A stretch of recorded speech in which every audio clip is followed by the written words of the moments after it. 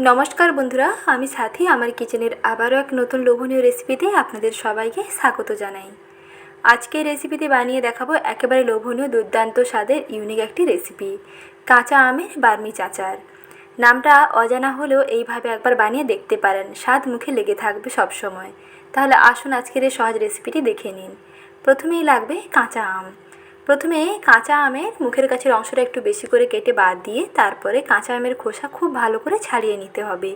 আর এই গরমকালে প্রচুর পরিমাণে কাঁচা আম পাওয়া যায়, তাই কাঁচা আম দিয়ে এইরকম আচার তৈরি করে আপনারা সারা বছরের জন্য সংরক্ষণ করে রাখতে পারবেন। আর আজকের এই আচারে কোনো রকম তেল কিংবা রোদে দেওয়ার ঝামেলা ছাড়া খুব সহজে আচারটা তৈরি করে নেওয়া যাবে। খেতে ভীষণ সুন্দর হয় আর বানানো দেখবেন খুবই সহজ। একেবারে ইউনিক এবং নতুন একটি রেসিপি আপনাদের সঙ্গে শেয়ার করছি। রেসিপিটি ভালো লেগে থাকলে ভিডিওটিতে প্লিজ একটি লাইক করবেন। প্রথমেই দেখুন আমের খোসাটা ভালো করে ছাড়িয়ে নিয়েছি। এখন আমটাকে দুফালি করে যদি আঁটি হয়ে গেছে আঁটিটা বাদ দিয়ে বাদবাকি যে আমের অংশটা আছে এইরকম আমগুলোকে এইরকম দেখুন লম্বা লম্বা করে কেটে নিচ্ছি। আঁটি বাদ দিয়ে বাদবাকি আমের শাঁসটাকে এইরকম লম্বা লম্বা করে কেটে নিতে হবে। একটু পুরু করে কাটতে হবে, বেশি পাতলা করলে কিন্তু আচারগুলো গলে যেতে পারে, যেহেতু এখানের মধ্যে কোনো আঁটি থাকবে না। এখন দেখুন এইরকম সমস্ত আমগুলোকে এরকম লম্বা লম্বা করে কেটে নিয়েছি। এখন এই কেটে নেওয়া আমগুলোকে আমি কড়াইতে প্রায় 2 মিনিট মতন একটু সময় নিয়ে ভাপিয়ে নিচ্ছি। বেশি সেদ্ধ করবেন না, তাহলে কিন্তু আমগুলো নরম হয়ে যাবে। মোটামুটি জলের মধ্যে 1 চিমটে লবণ দিয়ে মোটামুটি একটু ভাপ উঠবে, তখনই গ্যাসের আঁচটা বন্ধ করে দেবেন। আর এখানে একটু 1 চিমটে লবণ দিয়ে দেবেন, তাহলে আমের মধ্যে যে টক ভাবটা অনেকটা বেরিয়ে যাবে এবং লবণটাও আমের মধ্যে খুব সুন্দর ঢুকে যাবে। তারপরে দেখুন একটি ঢাকনা দিয়ে প্রায় 2 মিনিট মতন অপেক্ষা করছি। আমগুলোর গায়ের কালারটা যখন একটু চেঞ্জ হয়ে আসবে তখন গ্যাসের আঁচটা বন্ধ করে দেবেন। এগুলো কিন্তু বেশি নরম করবেন না, অর্থাৎ বেশি সময় নিয়ে সেদ্ধ করবেন না, তাহলে আচার একেবারে ঘেঁটে যাবে। তাই আমটা যাতে গোটা গোটা থাকে সেটা খেয়াল রেখে গ্যাসের আঁচটা বন্ধ করে দেবেন।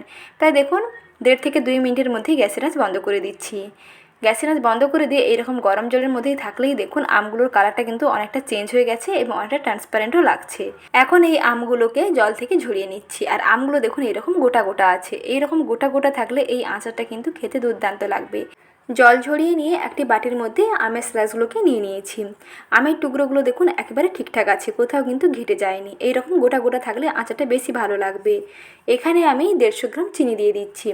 খোসা ও আঁটি বাদে প্রায় 400 গ্রাম আমের ক্ষেত্রে 150 গ্রাম চিনি দিলেই হবে। যেহেতু এটা আগে থেকে একটু ভাপানো হয়েছে তাই টক ভাবটা কিন্তু অনেকটাই চলে গেছে, তাই 150 গ্রাম চিনিতেই যথেষ্ট মিষ্টি হয়ে যাবে।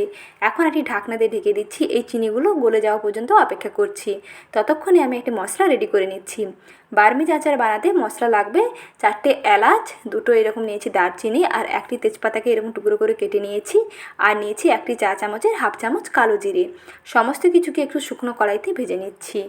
এক এক করে সমস্ত উপকরণগুলোকে শুকনো কড়াইতে ভেজে নিলে এর সেন্টও দেখবেন দুর্দান্ত হবে। তারপরে এগুলোকে একটু মিক্সার গ্রাইন্ডারে কিংবা শিলনোড়ায় গুঁড়ো করে নেবেন।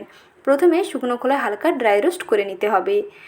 বার্মিজ আচার বানাতে এই স্পেশাল মশলাটা তো লাগবে। আর এদিকে একটি আচারি মশলা রেডি করে নিচ্ছি দেখুন। আর এই আচারি মশলা আপনারা যে কোনো আচার বানানোর ক্ষেত্রে কিংবা আমের চাটনি বানাতে ব্যবহার করবেন, দেখবেন সেন্টও দুর্দান্ত হবে, টেস্টও দুর্দান্ত হবে। টক ঝাল মিষ্টি মুখরোচক চটপটা আমের আচার বানাতে হলে এই মশলাটাই রেডি করে রাখবেন। একটু বেশি করে বানিয়ে নেবেন, তারপরে আচারে দিয়ে দেবেন, দেখবেন সেন্ট দুর্দান্ত হবে। তার জন্য দিলাম 1 টেবিল চামচ গোটা মৌরি, 1 চামচ দিলাম গোটা 5 ফোড়ন, 1 চামচ ধনে এবং 1 চামচ গোটা জিরে, আর নিয়েছি 2টো শুকনো লঙ্কা। ঝালটা আপনারা একটু বাড়িয়ে কিংবা কমিয়ে নিতে পারেন। এখন শুকনো কড়াইতে দেখুন এগুলোকে ভেজে নিচ্ছি। এইরকম একটু লাল লাল করে ভেজে নিতে হবে। প্রায় 1 থেকে 2 মিনিটের পরেই দেখবেন খুব সুন্দর ভাজা ভাজা গন্ধ ছাড়তে শুরু করবে, তখন গ্যাসের আঁচটা বন্ধ করে দেবেন। আর গ্যাসের আঁচ বন্ধ করে দিয়ে এই মশলাগুলোকে ঠান্ডা করে নিয়ে তারপরে গুঁড়ো করবেন, দেখবেন খুব সুন্দরভাবে সহজে গুঁড়ো করে নেওয়া যাবে। কালারটা দেখুন এইরকম চেঞ্জ হয়ে গেছে। এইরকম যখন লালচে হয়ে যাবে তখন গ্যাসের আঁচটা বন্ধ করে দিয়ে একটু ঠান্ডা করে তারপরে এগুলোকে গুঁড়ো করে নিচ্ছি। কিছুক্ষণ পরেই দেখুন মশলাগুলো খুব সুন্দর গুঁড়ো হয়ে গেছে। আর এই রকম স্পেশাল আচারি মশলা রেডি করে নিয়ে আপনারা যে কোনো আচার বানাতে পারবেন। যে কোনো আচারে এই মশলাটা দিয়ে দেখবেন টেস্টও দুর্দান্ত হবে আর সেন্টও দুর্দান্ত হবে। বেশি করে বানিয়ে আপনারা একটা কন্টেনারে ভরে প্রায় 6 মাসের বেশিও সংরক্ষণ করতে পারবেন। এখন দেখুন এদিকে আমগুলোকে যে চিনির মধ্যে ভিজিয়ে রেখেছিলাম তার থেকে কতটা শিরা তৈরি হয়েছে। এখন এই শিরা সমেত আমের টুকরোগুলোকে আমি একটি কড়াইতে নিয়ে নিচ্ছি। তারপরে গ্যাসটা জ্বালিয়ে নিচ্ছি। গ্যাসের আঁচটা একেবারে কমিয়ে রেখে কিছুক্ষণ এইরকম ফুটতে দিতে হবে। যেহেতু এটা চিনি থেকে খুব সুন্দর জল ছেড়েছে, তাই খুব তাড়াতাড়ি কিন্তু রান্না হয়ে যাবে। খুব তাড়াতাড়ি দেখবেন পাক এসে যাবে। গ্যাসের আঁচটা একেবারেই কমিয়ে রাখবেন আর বারবার এরকম হাতা দিয়ে নেড়ে থাকবেন। এই আমগুলো কিন্তু কোনো রকম ঘেঁটে যাওয়ার ভয় থাকবে না। প্রায় 2 থেকে 3 মিনিট ফোটানোর পরে দেখুন আমের মধ্যে কিন্তু অর্থাৎ চিনি শিরার মধ্যে অলরেডি কিন্তু একটু চটচটে ভাব চলে আসছে। যখন হাতের মধ্যে নিয়ে দেখবেন একটু তেলের মতন চটচটে লাগছে, তখন এর মধ্যে মশলাগুলো অ্যাড করে দেবেন।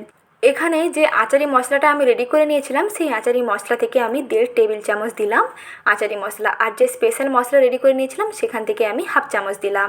এখন সব কিছুকে একটুক্ষণ ফুটিয়ে নিচ্ছি।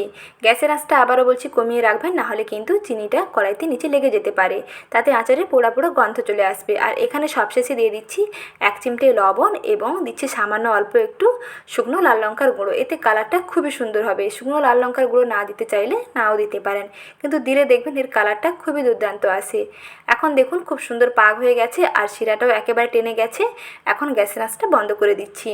কাঁচা আমের বার্মিচ আচার একেবারেই রেডি। আমগুলো দেখুন বন্ধুরা কতটা ট্রান্সপারেন্ট হয়েছে। আর এই আচার একটু এরকম শুকনো শুকনো করে বানাতে হবে।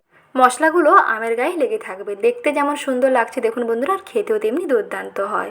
আর আচারের এই পাকটা দেখুন এরকম চটচটে করে বানাতে হবে, তাহলেই 6 মাসের বেশি আপনারা সংরক্ষণ করে রাখতে পারবেন। আজকের এই রেসিপি ভালো লেগে থাকলে ভিডিওটিতে লাইক করবেন, সঙ্গে চ্যানেলটিকে সাবস্ক্রাইব করবেন। ভালো থাকবেন, ধন্যবাদ।